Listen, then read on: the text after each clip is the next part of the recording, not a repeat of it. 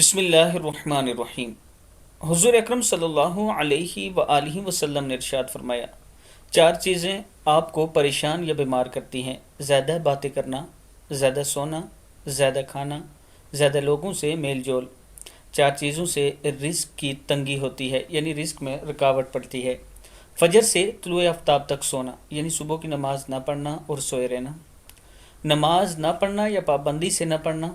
یعنی کبھی کبھی پڑھ لی اور کبھی چھوڑ دی، سستی کرنا، دھوکہ دینا، ان سے آپ کے رزق میں کمی ہوتی ہے۔ چار چیزیں آپ کو ختم کر دیتی ہیں: پریشانی، غم، بھوک، دیر سے سونا۔ چار چیزوں سے رزق بڑھتا ہے: راتوں کو اٹھ کر عبادت کرنا، بہت زیادہ اپنے گناہوں پر شرمندہ ہونا اور اللہ سے معافی مانگنا، مستقل خیرات کرنا، یعنی صدقہ خیرات کرتے رہا کریں، ذکر کرنا، اللہ تبارک و تعالیٰ کو یاد کرنا۔ چار چیزوں سے چہرے کی رونق ختم ہو جاتی ہے اور خوشی چلی جاتی ہے: جھوٹ بولنا، عزت نہ کرنا یا کسی غلط چیز پر اصرار کرنا، یعنی کوئی بھی بات شروع ہو اس پر اصرار باندھ لینا یا غلط بات پر اصرار کرنا، بغیر معلومات اور بغیر جانے ہوئے بحث کرنا، کسی غلط چیز کو بے باکی سے بغیر کسی خوف کے کرنا،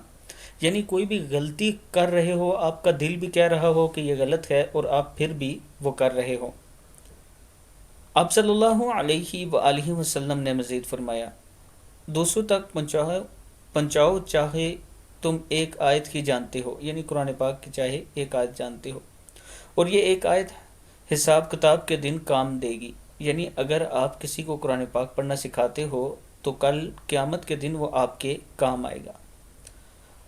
ایک اور حدیث میں آپ صلی اللہ علیہ وآلہ وسلم نے فرمایا، جب اذان دی جائے تو ہر کام چھوڑ دو، یہاں تک کہ قرآن پڑھنا بھی۔ جو شخص اذان کے درمیان بات کرتا ہے تو موت کے وقت اسے کلمہ نصیب نہیں ہوگا۔ اور یہ پیچھے ہیں، چار چیزوں سے چہرے کی رونق بڑھ جاتی ہے: پرہیزگاری، عبادت کرنا، اللہ کو یاد کرنا، وفاداری، رحم دلی،